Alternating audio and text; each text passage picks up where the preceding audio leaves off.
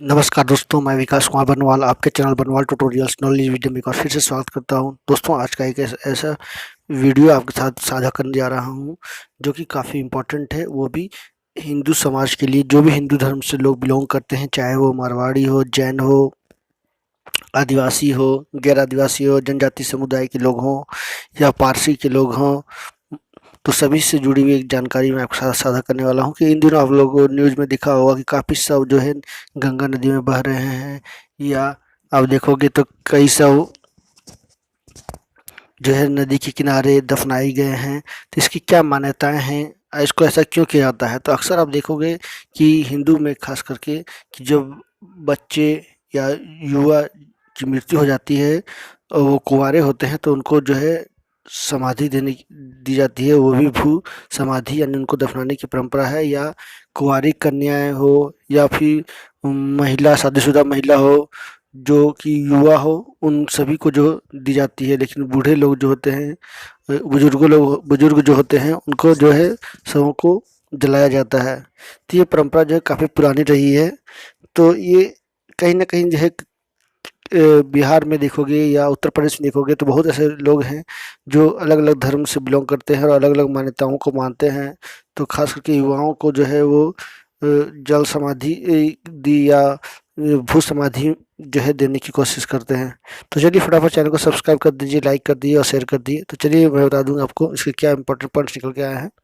तो कोरोना काल में जो है दूसरी लहर में गंगा नदी में उतराते और उसे किनारे दफनाए गए शवों को लेकर दुष्प्रचार करने वाले को हिंदू समाज की ही कई जातियों, पंचों और संविधान की परंपरा पर नजर डालनी चाहिए। सदियों से कुछ समुदाय में शवों को जलाने की जगह जल समाधि और भू समाधि देने की परंपरा रही है।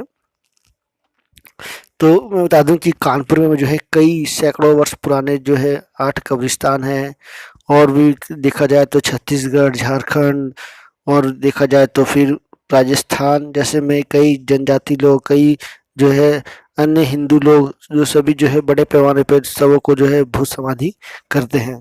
तो ये परंपरा जो है काफ़ी पुरानी है, इसमें नई नहीं है। लेकिन आपको जानना जरूरी है कि कौन कौन से धर्म के लोग और हिंदू धर्म के लोग और कौन कौन से राज्यों में जो है ये बड़े पैमाने में ऐसी स्थिति बनी हुई है। तो मैं बता दूं कि खास करके बच्चों में, जब बच्चों की मृत्यु किसी कारण से होती है तो उनको जो है गंगा तट पर जो है पंडों के द्वारा जो है उनका अंतिम संस्कार जो है कराया जाता है। तो वो उस समय जो है वो शवों को नदी के किनारे दफना देते हैं। या फिर कोई बच्चा है जो नया नया धरती पर आया है, उसकी मृत्यु हो गई है, तो उसको भी जो है दफनाने का काम किया जाता है। तो चलिए बता दूं कि जैन धर्म संलेखना नामक एक उपवास होता है। माना जाता है कि ये एक ऐसा उपवास है जिसमें व्यक्ति अपनी मृत्यु स्वयं ही निर्धारित करता है। जैन संप्रदाय में मान्यता है कि इस तरह मोक्ष प्राप्त किया जा सकता है। इस उपवास में धीरे धीरे खाना पीना देता है और जब तक उपवास रखता है तब तक मौत न आ जाए। जैन धर्म में प्राचीन काल से अब तक ये प्रथा चली आ रही है। हालांकि भारतीय कानून इस प्रथा को अलग नजरिए से देखता है। साल 2015 में राजस्थान हाईकोर्ट ने इस प्रथा को आत्महत्या का नाम देकर भारतीय दंड संहिता 306 और 309 के तहत दंडनीय बताया था। तो कहीं ना कहीं जो है ये लोगों की भक्ति है, अपनी आस्था है। लेकिन ये गैर कानूनी भी हो सकती है। कई लोग चैलेंज कर सकते हैं, चुनौती दे सकते हैं उच्च न्यायालय में। तो ये जो है आपको माननी भी पड़ सकती है।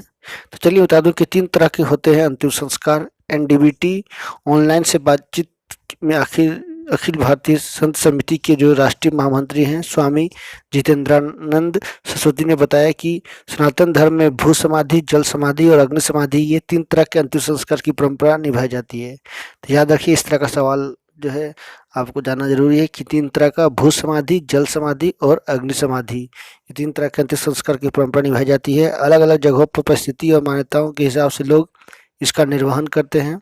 स्वामी जितेंद्रानंद सरस्वती ने बताया कि कोरोना काल में प्रयागराज, उन्नाव में गंगा किनारे शवों को दफनाए जाने की जो तस्वीरें कोरोना काल में सामने आई है, वो कोई इन्हीं परंपराओं से जुड़े लोगों का शव है, जिन्हें लेकर वर्तमान समय में राजनीति की जा रही है, जो कि पूरी तरह से गलत है।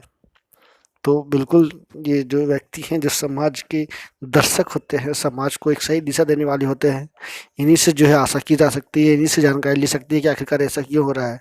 तो इन्होंने जो है साफ तौर पे बता दिया कि ये कोई गलत नहीं है, इसकी राजनीति नहीं करनी चाहिए, ये उनकी पुरानी परंपरा है, वो अपने धर्म को मानते हुए जो है ये काम कर रहे हैं। हाँ, ये ज़रूर है कि ये जो है इस तरह से करना जो है गलत है। सरकार जो है इसके खिलाफ जा सकती है, लोग जा सकते हैं, और कहीं न कहीं जो है पर्यावरण को भी नुकसान हो सकता है, जान ख़ास करके जीव-जंतुओं का, जलीय जीव का। तो इससे भी जो है बचने की ज़रूरत है, लोगों को बड़े पैमाने पे जो है जागरूक फैलाने की ज़रूरत है। तो चलिए बता दूँ कि उत्तर प्रदेश के वाराणसी में मुस्लिम और ईसाइयों के अलावा हिंदुओं की कब्रगाह भी है। सुनने में तो ये थोड़ी अटपटी ज़रूर लग रही होगी, लेकिन भोले की नगरी में हिंदुओं के शव दफनाने की परंपरा सैकड़ों वर्ष पुरानी है। सनातन धर्म से जुड़े कई ऐसे पंथ हैं जिन्हें यहाँ भू समाधि की परंपरा है।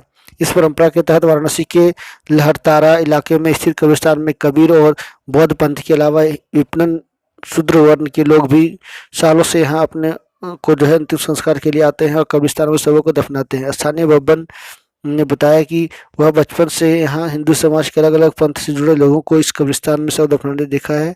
बाबा और दादा से भी जो उन्होंने इसके बारे में जानकारी ली थी। तो कहीं न कहीं जो है आप नहीं बोल सकते किसी मुस्लिम धर्म के लोग जो है ये सबको दफनाते हैं, लेकिन मुस्लिम लोगों के सभी जो भी उसकी जाति आते हैं उनकी उस कैटेगरी में सभी को दफनाया जाता है, लेकिन हिंदुओं में ऐसा नहीं होता है।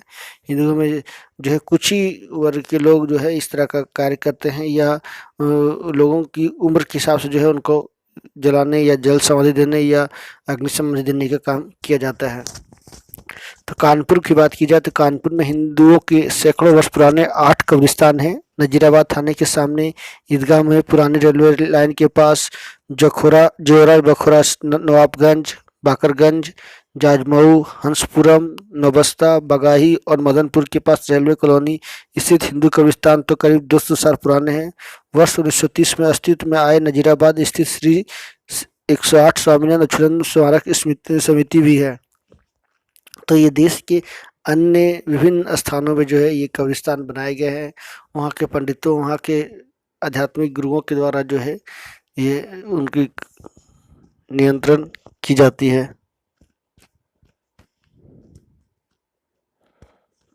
तो ये आप सभी को जानकारी लेना ज़रूरी था कि जो है आखिरकार ऐसा क्यों होता है। अलग-अलग धर्म में कौन-कौन से धर्म के लोग जो है इस कार्य के लिए निपुण हैं या करते हैं, सदियों से चले आ रहे हैं, और ख़ास करके देश के कौन-कौन से हिस्सों में। तो आप मैं बता दूँ कि झारखंड, छत्तीसगढ़, राजस्थान, उत्तर प्रदेश, बिहार जैसे में बहुत जोर जो है काफ़ी लंबे समय से ये चला आ रहा है, और इसका दुष्प्रचार जो है लोग फिजूल का कर रहे हैं इन दिनों।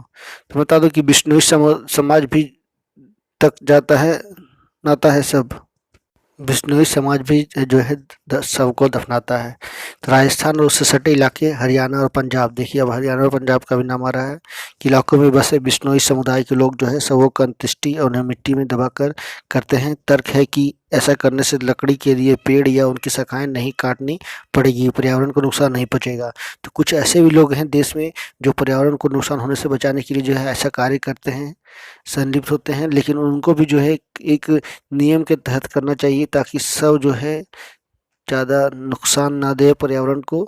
ठीक है, वो पेड़ नहीं काट रहे हैं, बच रहे हैं, लेकिन उस शवों को दफनाने का तरीका भी जो है सही होनी चाहिए, ताकि और जो भी जीव जंतु है उससे प्रभावित ना हो। तो मैं बता दूं कि हिंदुओं के पार्थिव शरीर को जो है जलाने के साथ साथ दफनाने और जल में प्रवाहित क्रम की परंपरा जो है सृष्टि निर्माण काल से चली आ रही है। गंगा घाट के आसपास जो है पार्थिव शरीर हमेशा दफनाए जाते हैं, और इन दिनों जो है काफ़ी लोग शव को लेकर के जो सवाल उठा रहे थे, जो कि पूरी तरह से गलत है। ये परंपराएं हैं लोगों की जो काफ़ी सदियों से चली आ रही है, उनकी भावनाओं से जुड़ी हुई है, तो इसको जो है गलत नहीं किया जा सकता है। लेकिन हाँ, बात रही कि लोगों की आस्था की या लोगों को इन्वायरमेंट को, वातावरण को नुकसान की, तो उसमें जो है सरकार कुछ फैसले ले सकती है, कुछ बदलाव कर सकती है, लोग उसको चुनौतियाँ दे सकते हैं। तो बता दूं कि भूमि समाधि का विशिष्ट मानता है जनजातीय समुदाय। तो छत्तीसगढ़ के 65% आदिवासी बहुल क्षेत्र, दक्षिण बस्तर के मुरिया, बस्तर, माड़िया, धुरवा और दोरिल में शव को भू समाधि देने की परंपरा है। समाधि स्थल बसाहट क्षेत्र के निकट नदी नालों से थोड़ी दूरी पर होता है। यहाँ लकड़ी या पत्थर का मृतक स्तंभ अभी जो है गाड़ा जाता है ताकि श्री सृजन की स्मृति बनी रहे। छत्तीसगढ़ सर्व आदिवासी समाज का विशिष्ट परंपरा भी है ये। इससे कई उद्देश्य पूरे होते हैं। शव को दफन करने से प्रदूषण नहीं होता या कम खर्चीली भी होती है। झारखंड में आदिवासियों की 32 जनजातियां रहती है। अधिकांश जनजातियां जो है मृतकों को दफना देती है। हालांकि उरांव व संताल में जो जलाने की भी परंपरा है। तो ये झारखंड भी अच्छी नहीं है। मैं झारखंड से बिलोंग करता हूँ। झारखंड में भी जो है जो भी जनजाति समुदाय के लोग हैं वो भी करते हैं। और हिंदुओं में भी जो है देखा जाता है कि जो कुंवारे कन्याएं होती है या युवा होते हैं या बच्चे होते हैं उनको जो है दफनाने की परंपरा है, उनको जलाया नहीं जाता है। तो ऐसी पूरी पुरानी मान्यताएं हैं जो सदियों से चली आ रही है, लोग उसी को फॉलो कर रहे हैं। तो इसमें जो है चिंता करने की या कुछ भेदभाव या कुछ प्रश्न उठाने की आवश्यकता नहीं है लोगों में, या लोगों को नहीं उठानी चाहिए, क्योंकि ये आस्था और लोगों की जो है भावना से खिलवाड़ करने की कहीं ना कहीं हो सकती है, या हिंदू धर्म के खिलाफ कोई साजिश हो सकती है। ऐसी कोई बात नहीं है, ये पुरानी परंपराएं हैं। ठीक है, तो इसको हाँ, ये कोरोना काल में जो घटनाएं घटी वो चिंताजनक थी। और जो सब बाहर आ गए थे, नदी में भाग गए थे किसी कारण से, तो जीव जंतु के लिए खतरा जरूर थे। तो इसको सरकार को, स्थानीय लोगों को जो इसमें कदम उठाने की जरूरत है ताकि ऐसा दोबारा ना हो। तो इसी के साथ आप सभी से अलविदा लेता हूँ। नेक्स्ट वीडियो के साथ फिर मिलूंगा। तब तक के लिए नमस्कार। सबक है ज़्यादा ज़्यादा फिर से रिक्वेस्ट करूँगा कि आप मेरे चैनल नए हो तो जरूर सब्सक्राइब कर लेना, बेल आइकन प्रेस करना।